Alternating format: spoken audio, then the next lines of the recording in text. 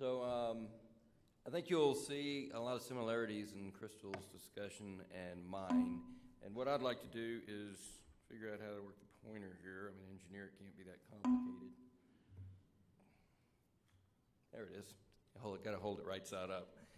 Anyway, what I want to do is kind of give a case study of one of our developments in southern Colorado. It's kind of a unique situation where oil and gas company meets small town America, and it's really a company town. We're the largest producer in the Raton Basin. There's two other companies that produce down there, but they produce on private land with one landowner.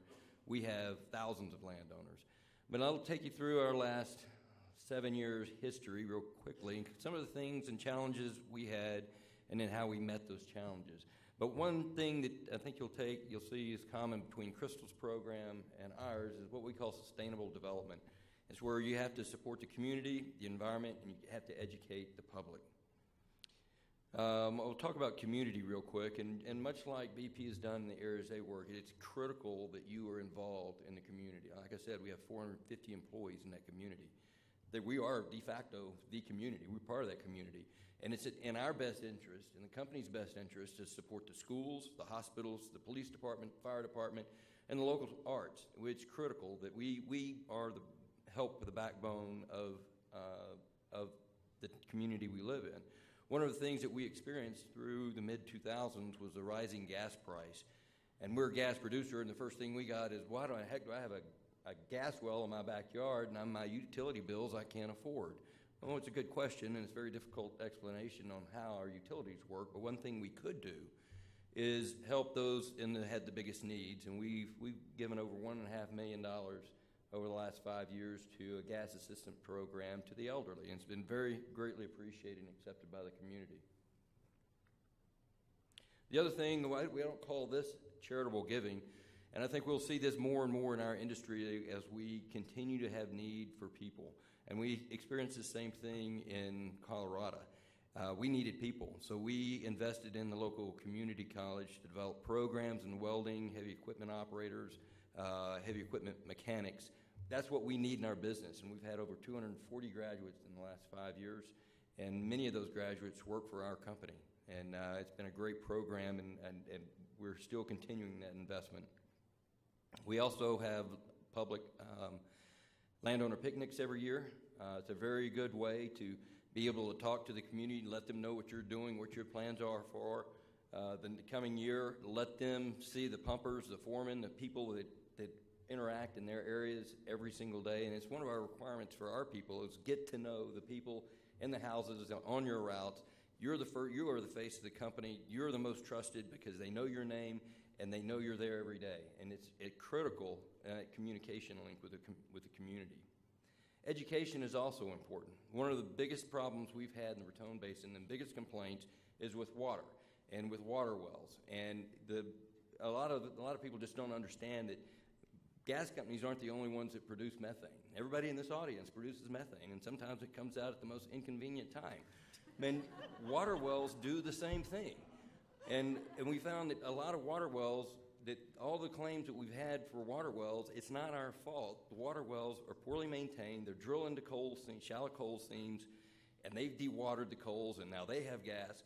So what we did was went on an effort to hold community meetings, to talk about water well construction, water well maintenance. We had a third party create a website for the Raton Watershed Program, where they can get on and find information about their water well and construction, proper maintenance, and things like that. And it's been a great source of education to the community. Many years ago, before fracking was such a big issue, it was an issue in the Raton Basin. We came out with a brochure 5 years ago and passed out to the community and our homeowners on what exactly fracking was, what the chemicals we were using, because we have our own service company. We are in control of this, and we really had nothing to hide. And it went a great way in explaining to the community what we actually do. The environment was another big issue outside of water that was a great concern in our development, especially what we were going to do to the ungulates, the elk herd and the deer and whatnot. So one of the things that we said coming in is really, I don't know what our impact is to the elk herd. That's so important to this community, so let's just take a looky here, and we invested in a bunch of money to investigate really what do we do. So we went on a study to understand what the interaction between elk and the natural gas industry was. And over a 5-year period, about $5 million worth of study, we tagged about 165 elk with GPS collars that uploads their location and a temperature, air temperature, every 3 hours. We gathered over 382,000 data points of where those elk were and matched that to where we were, what we were doing, and it's probably the most extensive elk study that's been done in the U.S. And the sole purpose of that is, look, if we have a problem, we're engineers and scientists, we fix problems. If I have a problem with the elk herd, what do I need to do in our operation to change it, to better that elk herd instead of its demise? And that's really what we were after. And if you want to throw rocks at our operation, where's your data to throw rocks? What we found was that the energy development really did not impact the elk survival rate or their birth rate.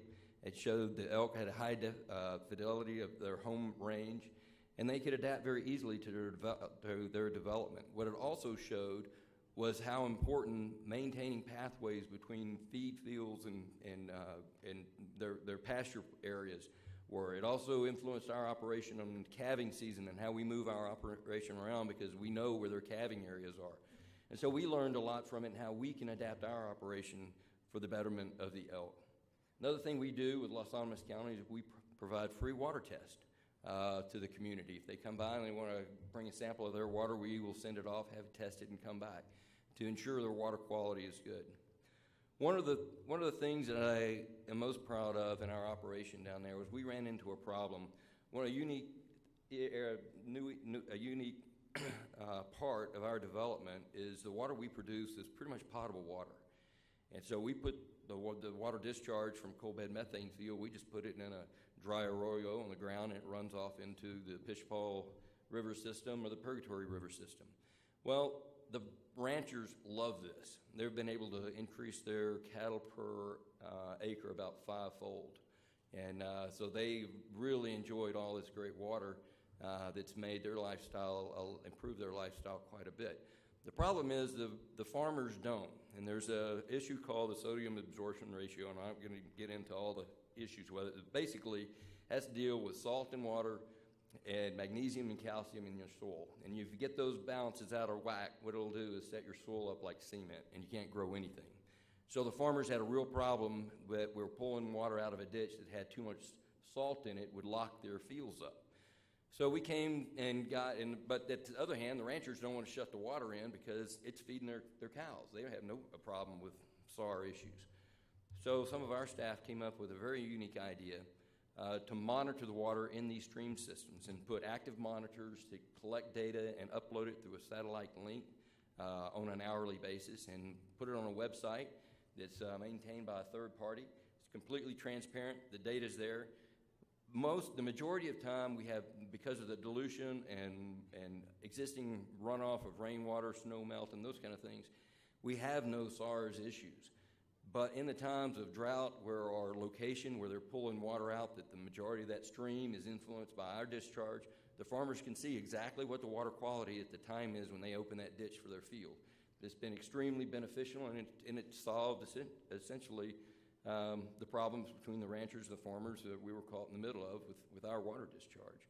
But that's just an example of how we as a company can sit down with the stakeholders and solve problems. And there's always a solution to it, and most of the time it's not a yes or no or a winner and a loser. You can find a way to have a win-win solution. So as always, I love this conference. I walk away every year enthused about what our industry does and the potential of what we can do going forward. So Tisha, COGA, thank you very much.